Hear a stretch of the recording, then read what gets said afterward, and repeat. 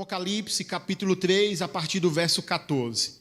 Ao anjo da igreja em Laodiceia, escreva: estas coisas diz o Amém, a testemunha fiel e verdadeira, o princípio da criação de Deus. Conheço as obras que você realiza, que você não é nem frio, nem quente. Quem dera você fosse frio ou quente.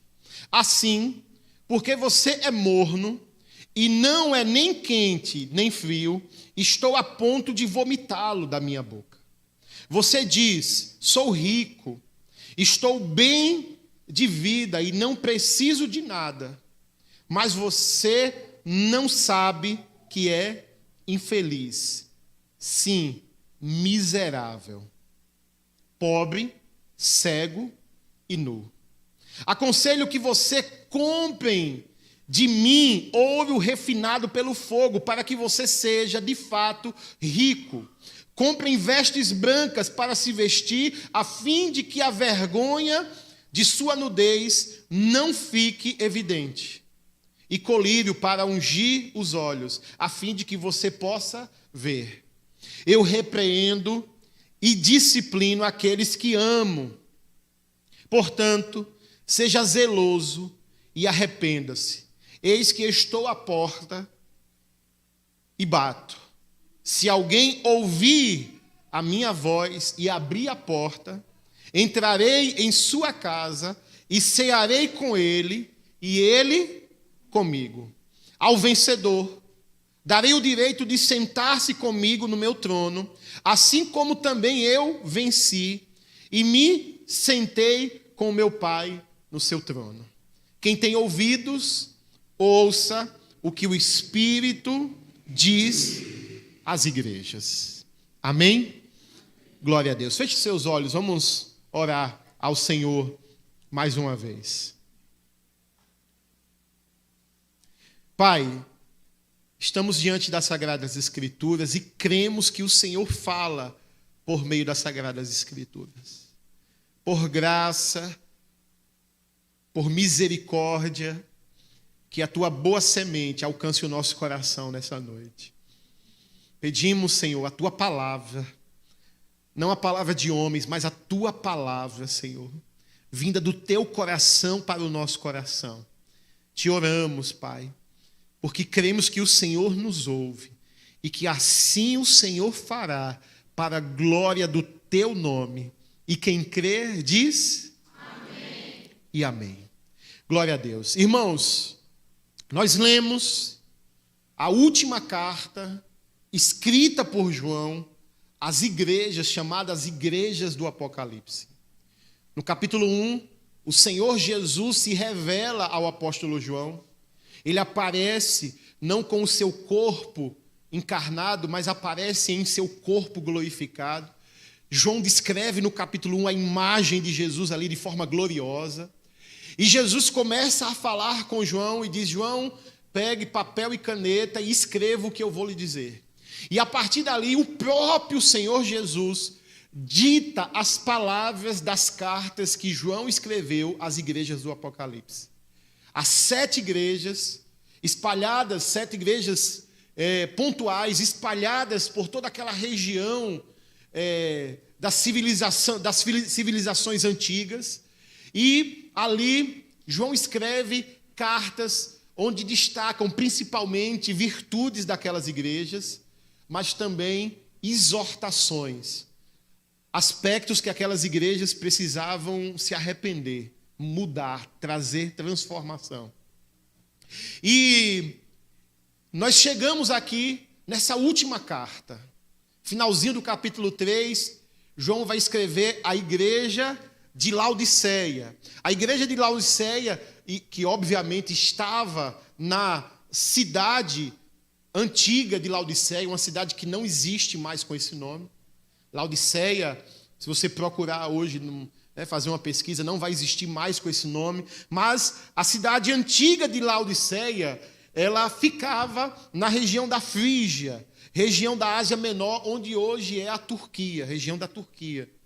Então a igreja de Laodiceia se situava, a cidade de Laodiceia se situava nessa região. E essa região era uma região conhecida por sua riqueza. A cidade de Laodiceia era uma cidade rica, próspera. Era uma cidade onde estavam os magnatas, os bilionários, vamos dizer assim, para que você possa entender. Era uma cidade que atraía as pessoas que possuíam muitos bens, as pessoas que eram os oligarcas da época. Essa era a cidade de Laodiceia, uma cidade estratégica, muito próspera em riqueza econômica, financeira, e tinha também um grande comércio. Ela também tinha uma grande relevância por ter um grande comércio, principalmente na produção de lã e, consequentemente, de tecido, e também na área de medicamentos. Era o forte, era um polo econômico de lã, tecidos e também de medicamentos. Essa era a igreja de Laodiceia e a cidade, mais especificamente, de Laodiceia. E Laodiceia também tinha algo muito peculiar e que vale a pena eu destacar aqui, porque tem a ver com o que Jesus está escrevendo. A cidade de Laodiceia ela tinha uma tubulação, hoje a gente chamaria de adutora, né? Que é aquela grande tubulação de água, né? Que conduz, que transporta a água.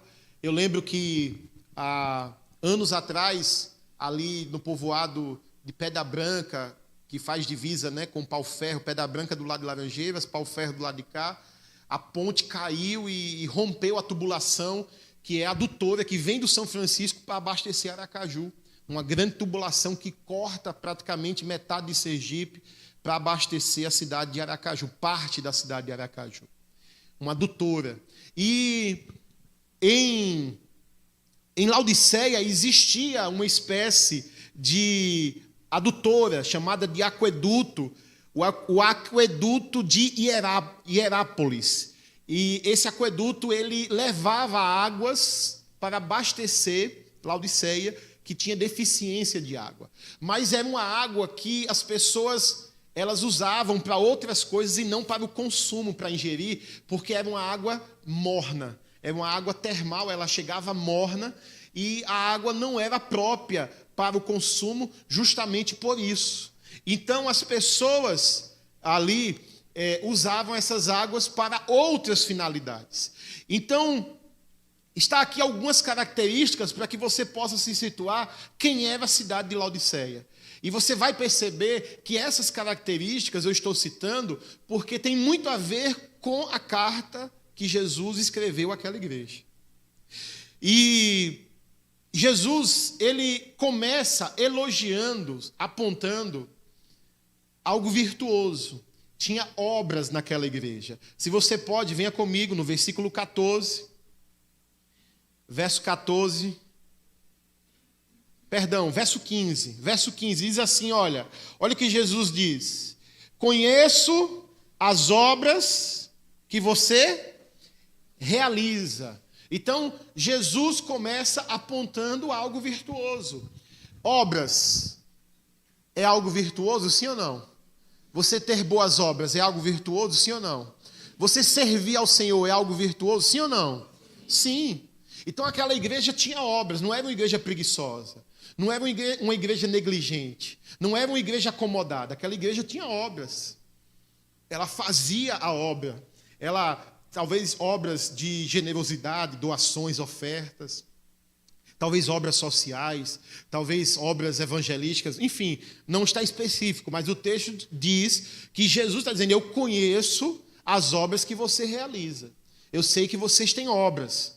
E aí perceba, aí Jesus vai dizer que estas obras, ela tem um problema.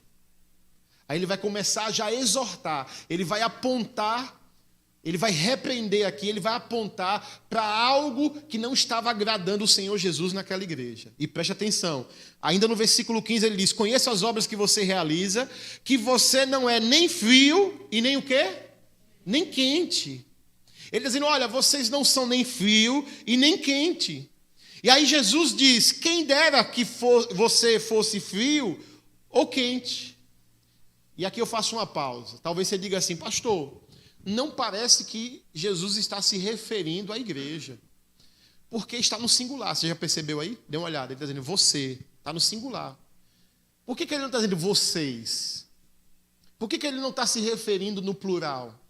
Porque para Deus, uma igreja local é uma unidade.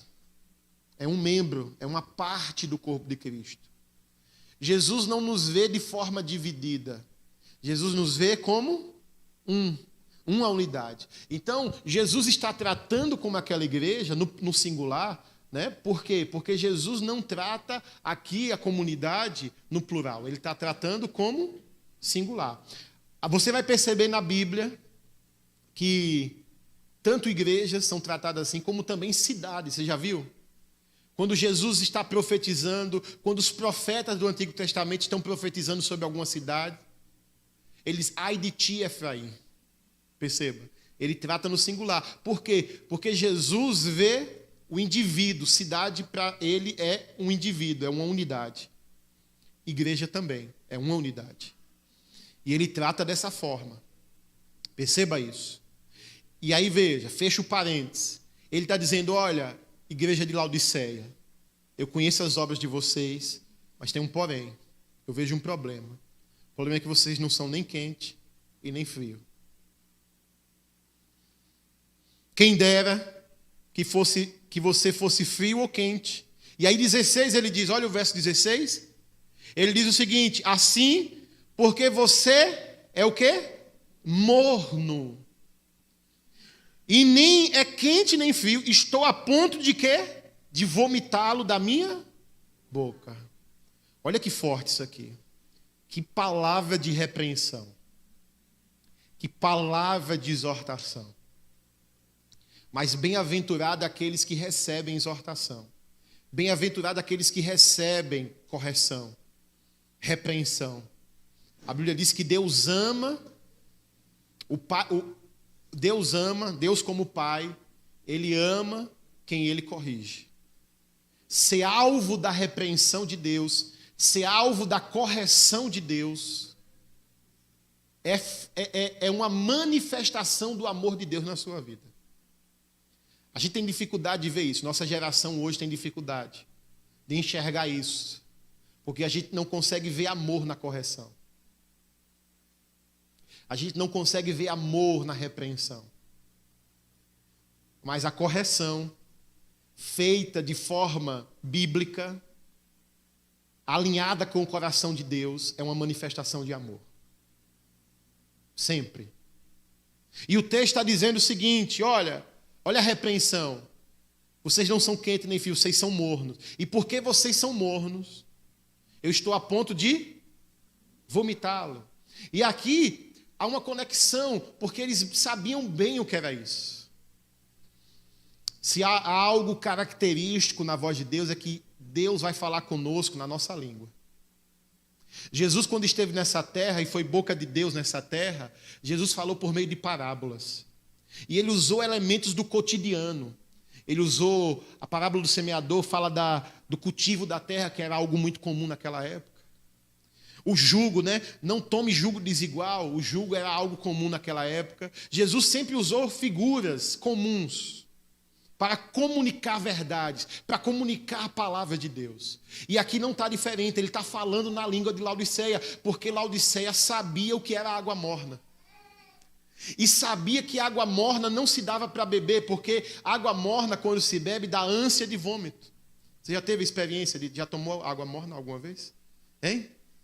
Se você botar água morna para dentro, quando ela bate, a ânsia de vômito. Às vezes você não chega até vomitar, mas quando a água bate, ela, vem aquela ânsia de você querer colocar para fora. E é isso que ele está dizendo, ele está falando na linguagem de Laodiceia. Laodiceia entendia bem essa linguagem. E ele está dizendo, olha, vocês são como a água que vem de Hierápolis. Vocês são mornos. Não dá para tragar. Não dá para consumir. Eu estou a ponto de vomitá-lo, porque vocês são mornos. É assim que vocês estão diante da minha presença. Meu Deus, que palavra de exortação. Vocês estão vivendo em mornidão. E esse era o problema daquela igreja. Jesus está repreendendo essa mornidão na vida da igreja de Laodiceia. Ele está dizendo, olha, eu estou a ponto de vomitá-lo. O que significa vomitar aqui? Eu estou a ponto de rejeitá-los. Eu estou a ponto de rejeitá-lo, por quê? Porque não é agradável. Ele está dizendo, olha, o jeito que vocês estão sendo igreja não está me agradando. O jeito que vocês estão me servindo não está me agradando. O jeito que vocês estão me servindo não está me agradando. E importa a gente saber isso. Importa que existe um jeito de servir a Deus que não agrada a Ele. Existe um jeito de buscar a Deus que não agrada a Ele. Existe um jeito de adorar a Deus que não agrada a Ele. E às vezes a gente desconsidera isso, a gente acha que pelo fato de a gente estar adorando, está tudo certo. O fato de a gente estar servindo, está tudo certo. Quando na verdade a Bíblia nos mostra que existe uma forma de buscar a Deus que não o agrada. E é isso que ele está dizendo, olha, igreja de Laodiceia, vocês estão me servindo, sendo igreja de uma forma que não está me agradando, eu estou a ponto de rejeitá-los, de vomitá-los. A Bíblia fala sobre isso. A Bíblia diz, Hebreus 11:6, que sem fé é impossível agradar a Deus. Ou seja, a Bíblia diz, olha, pois quem busca a Ele deve crer que Ele existe e que Ele é recompensador dos que o buscam. Eu posso buscar a Deus sem fé? Posso. E quem busca a Deus sem fé não está agradando o coração de Deus. Porque não basta somente buscar a Deus. É preciso buscar a Deus com fé. É preciso ter um coração cheio de fé. Porque a busca a Deus sem fé, Ele não se agrada. Existe uma forma de buscar a Deus que não agrada a Deus. É buscar sem fé. Mas a Bíblia fala mais sobre isso. A Bíblia diz que nós podemos adorar a Deus e não agradá-lo. A Bíblia diz em Mateus capítulo 15, a partir do versículo 7, eu quero ler com você, Mateus 15, a partir do versículo 7. Olha o que diz, por favor. Ele diz, olha, hipócritas, bem profetizou Isaías a respeito de vocês, dizendo, este povo me honra com os lábios, mas o seu coração o quê? Está longe, segura aí. Ele está dizendo o seguinte, olha, esse povo me honra com os lábios, ou seja, da boca dessas pessoas saem palavras de gratidão. Senhor, obrigado por mais um dia. Senhor, obrigado pela tua bênção. Senhor, obrigado pela tua casa. Obrigado pela a minha casa, pela minha família.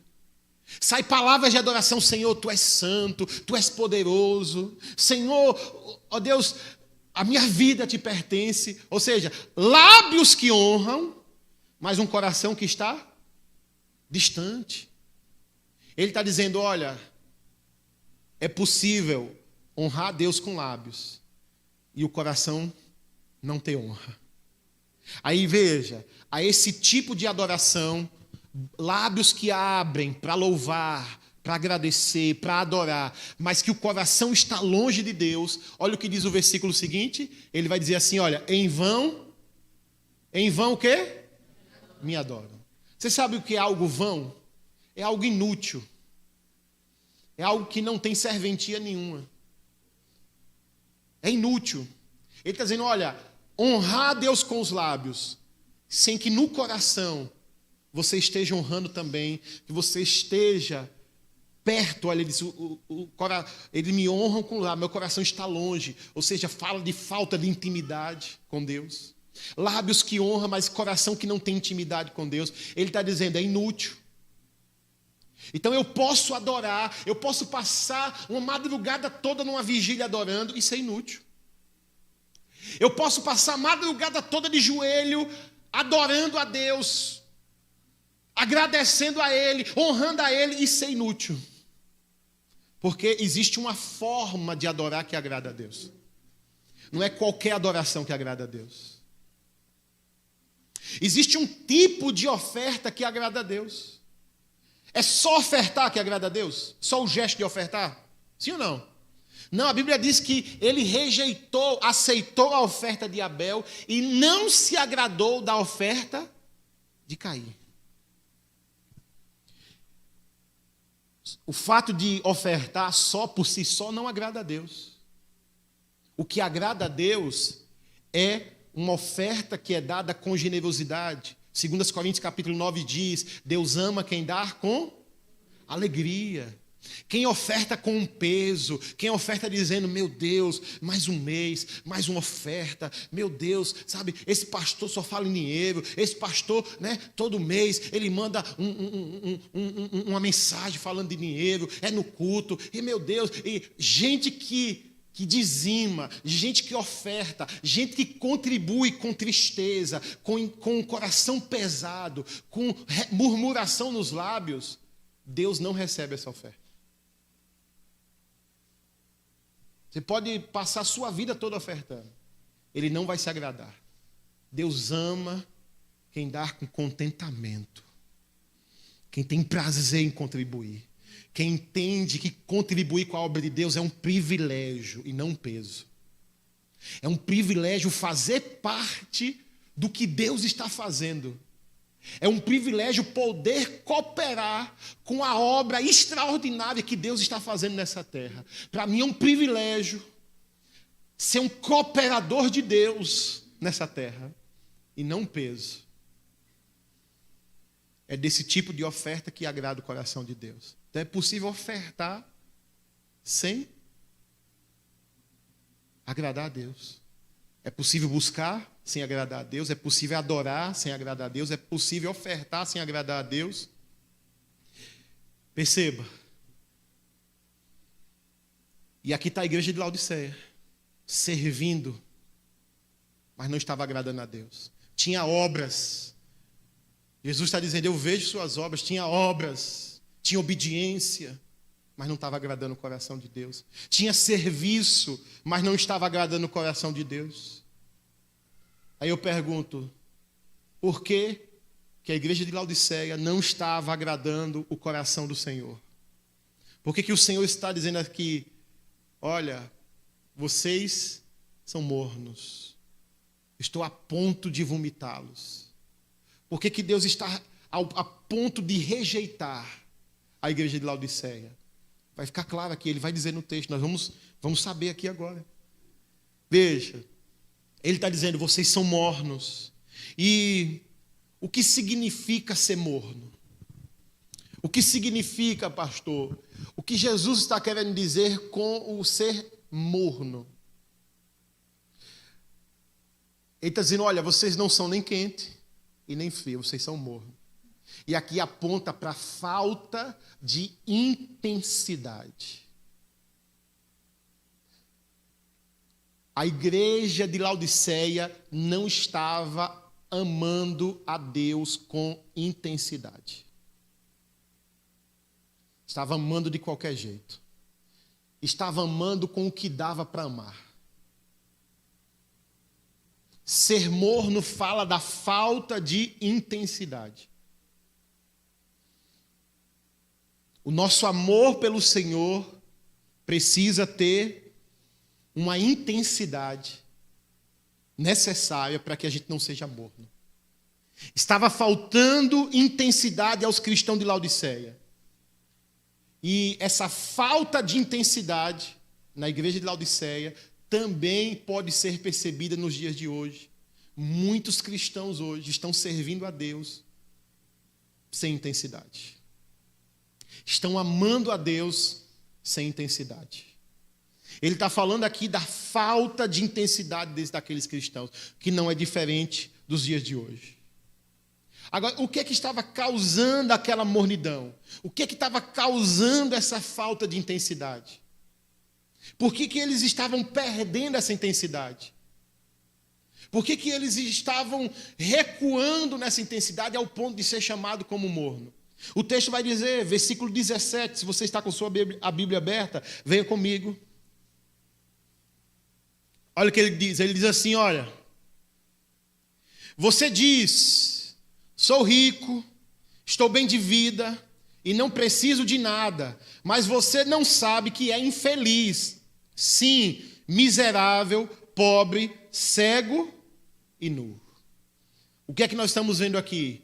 Uma visão distorcida a respeito de si mesmo. A igreja de Laodiceia estava com uma visão distorcida a respeito de si. Por isso que Jesus vai dizer, vocês precisam comprar colírio de mim. Compre colírio de mim. Porque vocês estão cegos. Vocês não conseguem enxergar a verdadeira condição de vocês. Vocês não conseguem se enxergar como de fato vocês são. Vocês perderam a capacidade de enxergar com os meus olhos e se enxergar como eu te vejo. Eles perderam a intensidade porque perderam a noção de quem de fato era. E que perigo a gente não conseguir perceber quem de fato nós somos. Perder a consciência de fato de que nós temos uma identidade, nós temos uma condição e que nós precisamos ter consciência para perceber, para se auto-perceber como de fato nós somos diante de Deus. A igreja de Laodiceia, por estar numa cidade próspera, rica economicamente, era certamente uma igreja que também possuía uma condição financeira boa. Os membros de Laodiceia certamente eram pessoas prósperas economicamente falando. E ele está dizendo, olha, vocês dizem, nós somos ricos, não temos falta de nada. Nós temos condições. E Jesus está dizendo, vocês estão cegos, vocês não conseguem perceber. Vocês dizem que são ricos. Veja, que está bem de vida e que não precisa de nada, mas na verdade vocês são infelizes, miseráveis, pobres, cegos e nu. E você sabe o que é que causa muitas vezes em nós essa cegueira? Você sabe o que é que muitas vezes fecha os nossos olhos para que a gente não perceba a nossa verdadeira condição diante de Deus? Existe algo chamado justiça própria. Você sabe o que é justiça própria? Eu vou explicar para você. Justiça própria nos cega. A justiça própria é uma das filhas do orgulho. O orgulho tem 6 filhas. Não sei se eu vou lembrar das 6 agora, mas vamos lá. Independência, autossuficiência, vanglória, soberba, rebeldia, justiça própria. São as 6 filhas do orgulho. A justiça própria é uma manifestação de orgulho que distorce a nossa visão a respeito das nossas obras, da nossa condição e a respeito da obra de Deus para conosco. A justiça própria trabalha distorcendo essa visão. Jesus falou sobre justiça própria em uma parábola, a parábola do fariseu e do publicano. A Bíblia diz que o fariseu, o religioso, que era considerado como se fosse um pastor, um padre daquele tempo, sobe ao templo para adorar a Deus. E aquele homem chega diante de Deus e diz, Senhor, obrigado, porque eu não sou como os pecadores, eu não sou como esse publicano. E havia um publicano do lado dele na parábola. O publicano era um cobrador de impostos que era um traidor da pátria. Ele trabalhava para Roma, era judeu trabalhando para Roma, para extorquir o povo. Eles cobravam o imposto de Roma e cobravam um pouco mais para botar no bolso. Então era a figura mais odiada na sociedade daquela época. Era o publicano. Aí Jesus usa intencionalmente a figura do publicano porque é a figura do corrupto. O corrupto master. Aí o fariseu está diante de Deus no templo dizendo, Senhor, obrigado, porque eu não sou como esse publicano, eu dou o dízimo do coentro, eu dou o dízimo de tudo, eu faço tua vontade, eu te obedeço, eu não falto culto, eu sou uma bênção nas tuas mãos. Se exaltando com a própria boca. Por que estava fazendo isso? Uma visão distorcida de si. Justiça própria. Aí o publicano, o texto diz que o publicano lançou o rosto em terra, chorava diante de Deus e dizia: Senhor, tem misericórdia de mim que sou pecador. Não sou digno nem de ser chamado teu filho, não sou digno nem de olhar para ti. Aí Jesus termina a parábola dizendo: qual dos dois foi para casa justificado, aprovado, aceito? Qual foi o que eu aceitei e qual foi o que eu rejeitei? O fariseu cheio de obras, cheio de obediência, mas com uma visão distorcida de si.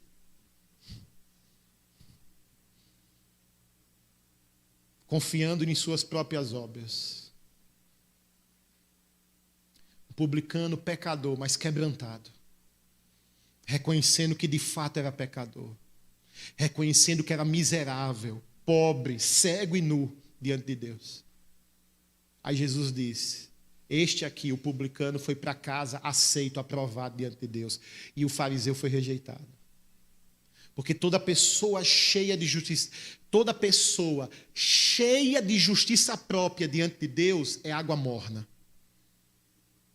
Vai causar ânsia de vômito em Deus. Deus vai rejeitar. Deus vai regurgitar. Toda vez que a gente se relaciona com Deus com base na justiça própria, seremos regurgitados. Seremos rejeitados. Deus não se agrada de água morna. Deus não se agrada de gente que chega diante dele dizendo: olha, Senhor, veja como eu estou sendo uma boa pessoa. Senhor, veja como eu, tenho te agradado. Gente cego para a sua condição espiritual. Gente cego para a sua verdadeira condição diante de Deus. Justiça própria. Nós precisamos discernir, irmãos, quem nós somos. A Bíblia diz que nós somos pecadores. Nós não podemos perder de vista que somos pecadores, redimidos, mas somos pecadores. Se há alguma virtude em nós, isso é fruto da obra da graça redentora de Jesus Cristo. Se há uma virtude na sua vida, se há algum fruto virtuoso na sua vida, se há paz, se há bondade, se há mansidão, se há domínio próprio, se há amabilidade na sua vida, se alguma virtude há na sua vida hoje, isso não pode ser fruto humano, porque a nossa carne, a nossa natureza caída não é capaz de produzir esse tipo de virtude. A natureza herdada de Adão, o homem caído, o homem corrupto que há dentro de nós, a humanidade caída dentro de nós não é capaz de produzir virtude. Somente quando nós somos recriados, regenerados, como somos gerados de novo, recebemos uma nova natureza, uma natureza espiritual, e essa natureza espiritual dentro de nós, obra de Deus, obra da graça de Deus, vai produzir virtude. Nós não podemos perder de vista isso. Que as nossas boas obras é fruto da graça, da obra redentora de Jesus, e não do nosso esforço próprio, não da nossa capacidade cognitiva, não da nossa bondade. Não há virtude em nós. Sem a obra da graça em nós, sem a obra de Jesus, sem o sangue de Jesus, irmãos, somos trapos de imundície. O profeta Isaías, quando disse que as nossas boas obras são como trapos de imundície, você sabia o que era o trapo de imundície? O trapo de imundície era vários pedaços de pano pequeno botado em cima do outro, costurado, que a mulher usava nas partes íntimas, quando estava nos dias de menstruação. Aquilo depois era pego e descartado. Prestava para mais nada. É isso que o profeta está dizendo. As nossas boas obras diante de Deus são como trapos de imundice. Nós não podemos se relacionar com Deus nos garantindo, confiando nas nossas boas obras. Deus vai fazer porque eu estou fazendo. Deus vai agir porque eu estou agindo. Deus vai... Não. Precisamos ter boas obras. Precisamos, pastor, ter boas obras. Precisamos obedecer. Precisamos. Mas nós não podemos nos sustentar, confiar na nossa relação com Deus nessas obras. Perceba. Olha a igreja de Laodiceia. Sou rica. Tenho falta de nada. Tenho tudo. Jesus, vocês estão cegos. Diante de mim vocês são pobres, miseráveis. Vocês estão nus. Nós não podemos perder de vista a nossa condição pecadora. E isso gera diante de Deus, o nosso pecado gera diante de Deus uma dívida impagável. As nossas boas obras não conseguem pagar esta dívida. Você lembra da parábola, Mateus 18? Você lembra da parábola que Jesus conta em Mateus 18? Por favor, vamos juntos, Mateus 18, venha comigo. Vamos ler, eu quero ler com você.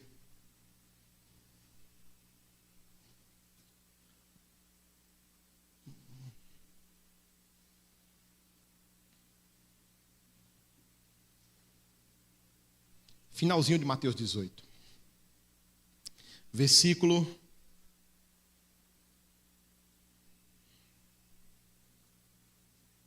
23. Ele diz assim, olha. Versículo 23. Por isso, o reino dos céus, perceba, viu?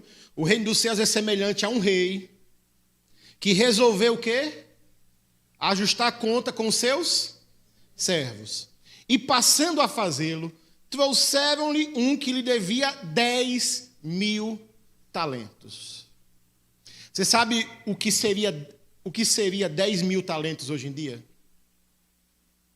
O talento era uma medida de tipo de quilo, né? Uma medida de medir o peso. E era usado para medir o peso da prata, principalmente da prata.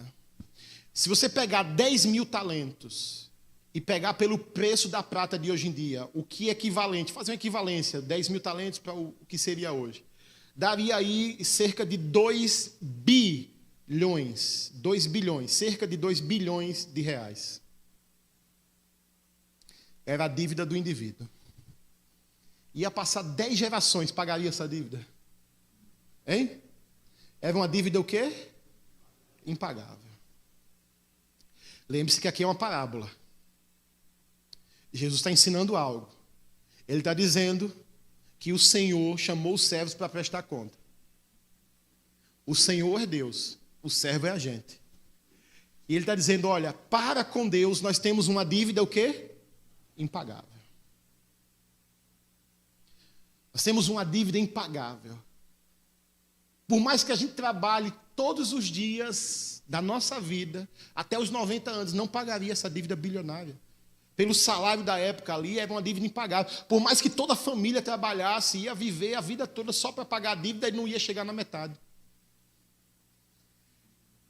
Jesus está contando essa parábola para a gente entender a dívida que nós temos para com Deus por conta dos nossos pecados. Quando a gente peca, irmão, a gente transgride, e a transgressão gera uma dívida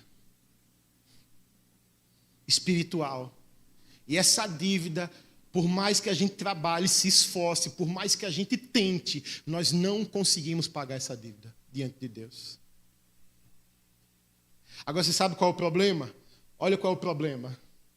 O texto diz que aquele servo não tendo, versículo 25, aquele servo não tendo ele, porém, como pagar, o Senhor desse servo ordenou que fosse vendido ele, a mulher, os filhos e tudo que possuía, assim a dívida fosse paga. Então o servo, caindo aos pés dele, implorou, dizendo o quê?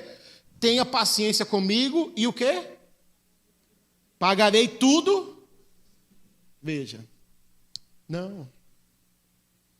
Por mais que a gente se dedique, por mais que a gente faça certo, nós não conseguimos pagar essa dívida. Perceba.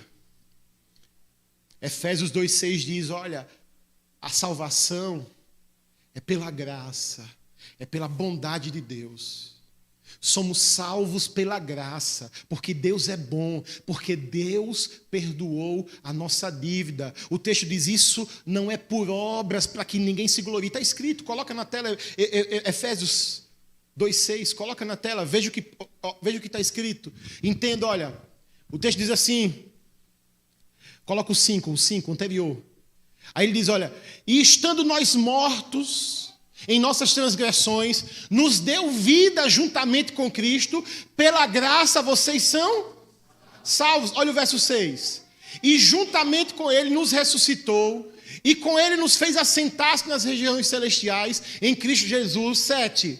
Aí ele diz, Deus fez isso para mostrar nos tempos vindouros a suprema riqueza da sua quê? Em bondade para conosco em Cristo Jesus. Versículo 8. Ele diz, porque pela graça vocês são mediante, e isso não vem de vocês, é dom de Deus. Aí ele continua, olha o 9, ele diz, não é por obras para que ninguém. Ele está dizendo, olha, vocês vão ter obras, mas vocês não podem se gloriar nas obras. Vocês vão produzir obras, mas vocês não podem confiar nas suas próprias obras.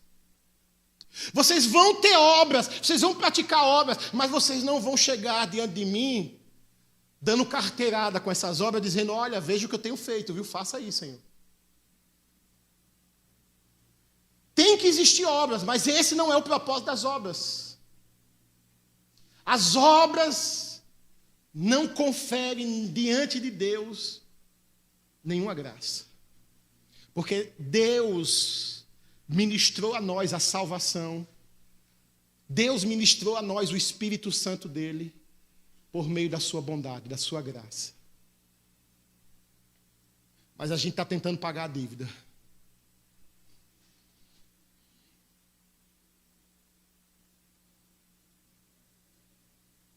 Estamos praticando a penitência gospel.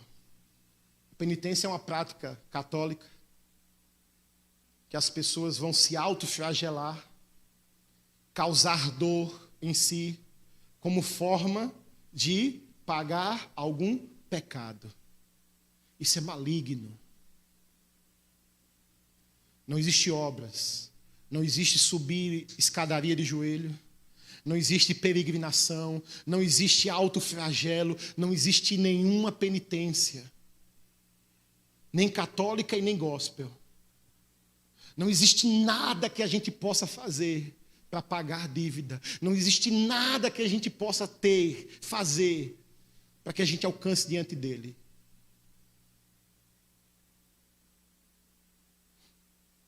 Nós temos que chegar diante de Deus como publicano. Senhor, essa dívida aí, Senhor, eu não posso pagar. Meus pecados são muitos, Senhor. Eu não mereço. Eu não sou digno. Nós temos que chegar diante de Deus e dizer assim, Senhor, eu sou pobre, miserável, cego e nu. E se alguma virtude há em mim, é fruto da tua obra, da obra de Cristo na minha vida.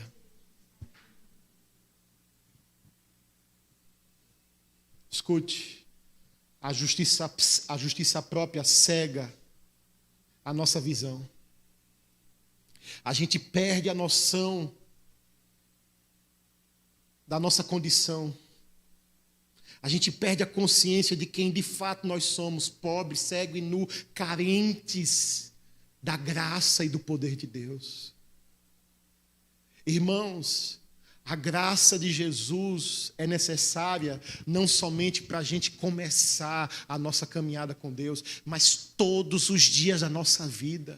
Devemos começar pela graça e devemos viver todos os dias da nossa vida com Cristo pela graça. Todos os dias nós não podemos perder de vista isso. A graça, o favor de Deus sobre as nossas vidas. Porque se a gente, e aí perceba aqui, se a gente ficar cego, se a justiça própria cegar, a gente perder, passar a enxergar a gente de forma distorcida, nós vamos perder a intensidade. E por que nós vamos perder a intensidade? Por que a gente vai ficar morno, pastor? Porque a gente vai perder noção, consciência do tamanho da dívida que foi perdoada, do tamanho do amor dispensado sobre a minha vida e sobre a sua vida. Jesus contou uma parábola, alguns dizem ser parábola, outros vão dizer que é um fato, de uma mulher que ela chega até Jesus para ungir os pés de Jesus. Jesus chegou na casa de alguns mestres da lei, de algumas autoridades religiosas. E essas autoridades religiosas não forneceu água para Jesus lavar os pés. Jesus entra e uma mulher invade aquele ambiente. E era chamada de pecadora porque certamente era uma prostituta, era assim que era chamada as mulheres que se prostituíam, de pecadoras. E o texto diz que aquela mulher chorando, ela se põe aos pés de Jesus e começa a lavar os pés de Jesus com as lágrimas e enxugar com os cabelos. E ela está ali, diz que ela derrama um óleo aos pés de Jesus, ela está ali aos pés de Jesus e os mestres da lei estão criticando aquela mulher. Dizendo, para que isso? Para que isso tudo? Para que essa intensidade? Para que chorar com essa intensidade? Para que se prostrar com essa intensidade? Para que adorar com essa intensidade? Para que orar com essa intensidade? Para que servir com essa intensidade? Os mestres da lei, os religiosos. Para que tudo isso? Precisa falar tão alto assim? Precisa orar tão alto? Precisa cantar tão alto? Precisa ser desse jeito? Os religiosos estavam criticando aquela mulher. Os religiosos estavam apontando ali, cheio de justiça própria. Cegos, a gente começa a criticar aqueles que estão sendo intensos com Cristo. A gente começa a dizer, isso é fanatismo. Isso é coisa de gente fanática. Olha, a gente tem que servir a Deus, mas não precisa ser tão intenso como o pastor está ensinando aí, não. A gente pode ser do nosso jeito aqui, a gente vai conduzindo, fazer do nosso jeito aqui, vai conduzindo e Deus vai aceitar. Não. Você é morno. Se lhe falta intensidade, você é morno. E se lhe falta intensidade, é porque você perdeu a consciência do quanto você foi perdoado. Você perdeu consciência do quanto era a sua dívida e o quanto você foi perdoado. Porque o texto está dizendo que aquela mulher está ali chorando e aos pés de Jesus. E aí veja o que Jesus vai dizer. Lucas 7,47, por favor, na tela. Lucas 7,47. Olha o que Jesus vai dizer. As pessoas estão criticando aquela mulher.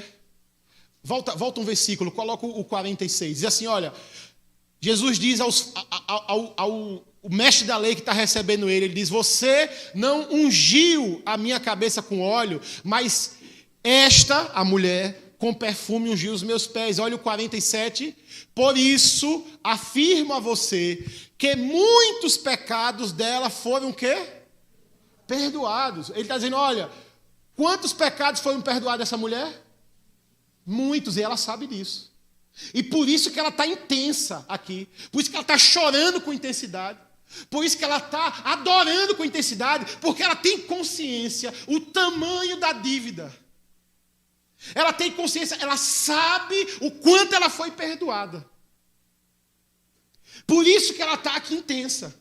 Porque ela não perdeu de vista, ela não está cega, ela não perdeu de vista o quanto ela devia e o quanto ela foi perdoada. E aí Jesus está dizendo, olha, ele diz o seguinte, porque ela muito amou, mas aquele a quem pouco se perdoa, pouco ama. Agora a questão não é a gente ser perdoado pouco, porque não existe ser perdoado pouco. A nossa dívida é bilionária, é impagável, sempre. O problema é a gente achar que a nossa dívida é pequena. E toda vez que cego, a gente passa a enxergar a nossa dívida pequena diante de Deus, nós vamos perder a intensidade no amor. Toda vez que cego pela justiça própria, a gente perde de vista quem éramos, da onde Ele nos tirou, da multidão de pecados que Ele cancelou, das virtudes que Ele tem produzido na nossa vida. Quando a gente perde de vista isso, a gente vai perder a intensidade no amor. Vamos se tornar mornos. A gente vai perder a intensidade, vai amar a Deus sem intensidade. Porque a quem pouco foi perdoado, pouco ama. Quanto menor a nossa noção de perdão, menor é a nossa intensidade de amor por aquele que nos perdoa.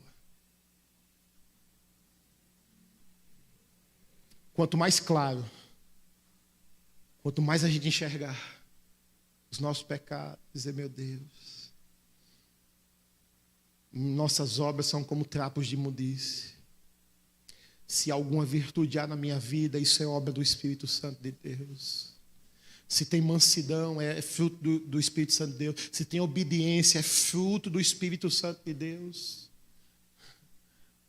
Se tem generosidade, é fruto do Espírito Santo de Deus. Porque se tirar Jesus, se tirar Deus da minha vida, só sobra trapo de imundície. Meu Deus, o quanto de graça o Senhor tem dispensado sobre a minha vida, o quanto de perdão. Você consegue ter consciência disso nessa noite? Não só o quanto Ele perdoou lá naquele dia que você aceitou Jesus, que você levantou a mão, que você fez uma aliança para servir a Ele, que você entregou sua vida para Ele. Não estou falando só daquela graça que foi dispensada para pagar aquela dívida, mas eu estou falando do quanto de dívida você já fez caminhando com Ele. Só essa semana, o quanto de dívida você vai diante dEle, e essa graça abundante que nos oferece restauração, recomeço, perdão. Essa graça, a gente diz assim, não, Paulo, né? Parafraseando Paulo vai dizer assim, o bem que eu quero fazer, esse eu não faço, mas o mal que eu não quero, esse eu acabo fazendo. Não somos nós? Aí a gente envergonhado, vai diante dele e diz assim, Senhor, tem misericórdia de mim, Senhor. Tem misericórdia de mim. E o que é que a gente recebe da parte dele? Perdão, bondade, favor, recomeço, restauração, libertação. É o que a gente recebe. Ele está dizendo, Laodiceia, você perdeu essa visão, você está cega. Por isso que você perdeu a intensidade, por isso que você está morna, você não está amando com a intensidade, porque você está cega, você não está se enxergando miserável, você não está se enxergando cega, pobre, nua, você não está se enxergando, Laodiceia. Esse é o seu problema, igreja de Laodiceia. Seu problema é esse. Por isso que você está morna, servindo a Deus sem intensidade, amando a Deus sem intensidade. Deus não se agrada, Deus rejeita quem o serve, quem o adora e quem o ama sem intensidade.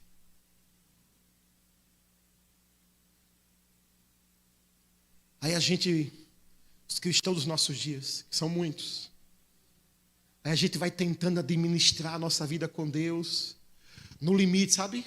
Aquele limite, nem eu desvio, descambo para o mundo, mas também eu não entro nesse lugar de crescer e de avançar em Deus. A gente vai vivendo nessa média. E assim vai caminhando hoje a maioria dos cristãos dos nossos dias. Nem a gente esfria ao ponto de ir para o mundo, e nem a gente é fervoroso ao ponto de amar a Deus com intensidade. Morno. Deus está dizendo, eu não me agrado disso. Não é assim que eu quero que minha igreja me sirva. Eu quero que minha igreja me sirva com intensidade, que me ame com intensidade, que me ame muito, que entregue a sua vida, que me ame mais do que você ama seu pai, sua mãe, seus irmãos, mais do que você ama o seu cônjuge, Mais do que você ama seus filhos, é o que está escrito em Lucas 14. Ele disse: se alguém me ama mais do que o pai, a mãe, os filhos, a esposa, não é digno de mim. É um amor intenso, uma entrega intensa, que vai levar a gente a servir a Deus de forma intensa, fervorosa. É isso que ele está dizendo: não me agrada me servir dessa forma morna. Eu estou a ponto de regurgitá-lo, de rejeitar vocês. Por isso que ele está dizendo: vocês precisam adquirir de mim o quê? Colívia. E é isso que nós vamos pedir a Deus nessa noite. Senhor, coloca colívia nos nossos olhos. A gente quer se enxergar como o Senhor nos enxerga. A gente quer se enxergar por meio da obra redentora de Cristo. Pastor, mas nós somos amados em Cristo. Pastor, mas você dizer que Deus não recebe nossas obras? Recebe a obra que você faz em Cristo. Tudo é em Cristo, irmãos. Fora de Cristo não somos aceitos. Nós temos que estar em Cristo. O que fazemos, temos que fazer em Cristo. O que adoramos, temos que adorar em Cristo. O que servimos, temos que servir em Cristo. Tudo, se vamos amar, vamos ter que amar em Cristo, porque Deus só aceita uma obra, a obra de Cristo. E se alguém está em Cristo, será também aceito. Por isso que fora de Cristo não há salvação. Fora de Cristo não há salvação. Então ele está dizendo: olha, igreja de Laodiceia, você tem que comprar de mim colívia. É o que diz o verso 18. Ele vai dizer: nós não vamos ter tempo de concluir essa mensagem hoje, mas nós vamos ficar por aqui. Olha o que ele vai dizer no verso 18, na tela. Apocalipse 3:18. Ele diz assim: olha, aconselho que você compre de mim o quê? Ouro refinado pelo fogo, para que você seja de fato o quê? Rico. Compre vestes brancas para se vestir, a fim de que a vergonha da sua nudez não fique evidente. E compre também o quê? Colírio para quê?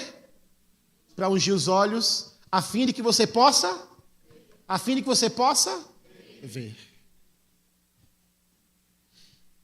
Ver o quê, pastor? Ver quem realmente somos sem Cristo e com Cristo. Para que a gente não perca de vista. Para que a gente não passe a se relacionar com Deus com base nas nossas obras. Que a gente não chegue diante de Deus dando carteirada, dizendo: Senhor, eu sou dizimista, e porque eu sou dizimista, o Senhor irá fazer. Você está confiando em Cristo ou em suas obras? Não, Laodiceia. Se você me servir assim, você vai perder a intensidade. Não, Laodiceia, se você me servir assim, pelo mérito, você vai ficar morno. E eu quero uma igreja fervorosa. Eu quero uma igreja que me ame com intensidade, que se entregue com intensidade, que me sirva com intensidade, que me adore com intensidade, que me ame com intensidade, Laodiceia. Isso só é possível se a nossa visão for aberta. E a minha oração nessa noite é que Ele coloque colírio nos seus olhos. A minha oração nessa noite é que você compre dele colírio. Laodiceia era conhecida pela cidade, um polo de fabricação de medicamentos. Produzia colírio. Ele está usando a figura da terra. Ele está dizendo: olha, vocês têm bons colírios, mas eu tenho um colírio espiritual para abrir os olhos de vocês. Vamos lá, Laodiceia. Compre de mim colírio, Laodiceia. Vamos deixar essa vida morna de lado. Vamos deixar essa vida cristã mais ou menos de lado. Vamos deixar essa vida cristã morna de lado. Vamos ser um cristão fervoroso. Vamos amar a Cristo com intensidade. Vamos servir a Cristo com intensidade. Vamos fazer a obra de Deus com intensidade. Vamos lá, Laodiceia. Compre colírio para abrir os olhos. Porque a quem muito sabe que foi perdoado, muito ama. Coloque-se de pé, eu quero orar com você.